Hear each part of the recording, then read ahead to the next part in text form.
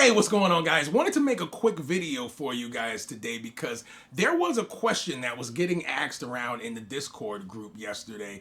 A newbie actually had some concerns, and it was some good concerns because the question was asked, hey, you know what? A lot of these brokers are unregulated. We have some concerns, some questions.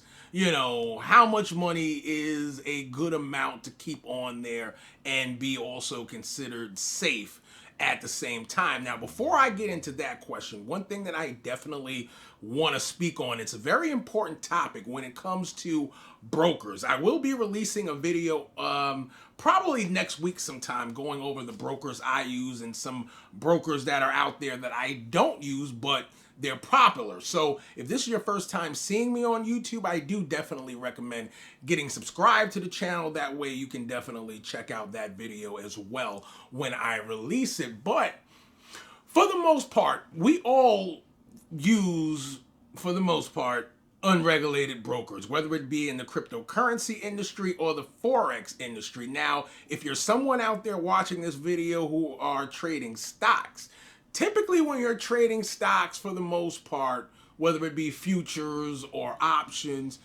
you're 9 times out of 10 on a regulated broker. Typically, you find these unregulated brokers when it comes to cryptocurrency and the Forex market. The only thing that I would consider a tad bit of importance to point out is that when you're on cryptocurrency brokers like Bybit, BingX, and things like that, Binance, they have proof of reserve. So you can, even though they're unregulated, they do have proof of reserves. Some of the Forex brokers that I've seen, they're unregulated, but I don't really also see proof of reserves like what we see over in the cryptocurrency market. So now, they're unregulated nevertheless. Now, when it comes to the amount of money you should be keeping on these exchanges, that is something that worries traders no matter the point that they're at inside of their journey. Just like it was worrying this newbie trader that was in Discord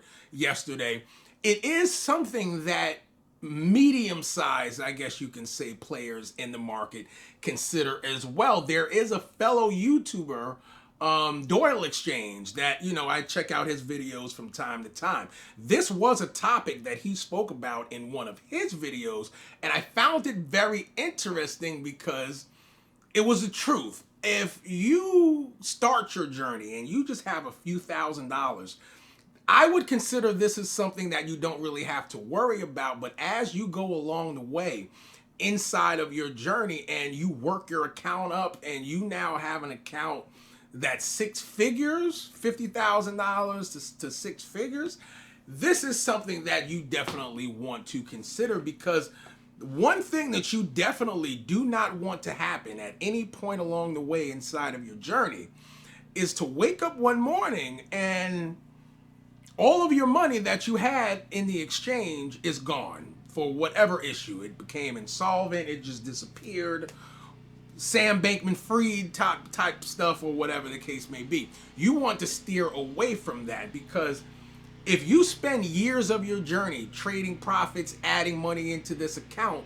for years, and then you just wake up one day and it's all gone, that is going to be a major dent inside of your journey that you're going to have to recover from. So going back to Doyle Exchange, I mentioned him because he removed himself out of like the Forex niche just because of this reason. He more so went into, futures and stocks just due to the fact of he can now find a regulated broker that he feels safe leaving $200,000, $300,000, $400,000 over there, whatever the case may be.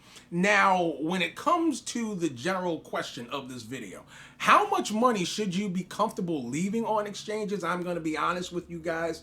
When it comes to unregulated brokers, whether it be in Forex or crypto, I'm going to be honest, completely transparent and honest. When it comes to the Forex brokers, if you've been subscribed to the channel, you know who I use, so I'm not going to name them in this video because there's no shade on them or anything like that. We're just speaking about the amount of money that I would feel comfortable leaving on any unregulated exchange that could potentially, if you wanted to put it in the back of your mind, just could disappear and vanish off the earth one day, is probably about $10,000. Now, it's going to differ by the person. If, like, one thing I definitely would recommend that you put in your overall business slash trading plan is your risk management. What percentage are you willing to lose? Whatever you are leaving on that unregulated broker, one thing that I definitely would recommend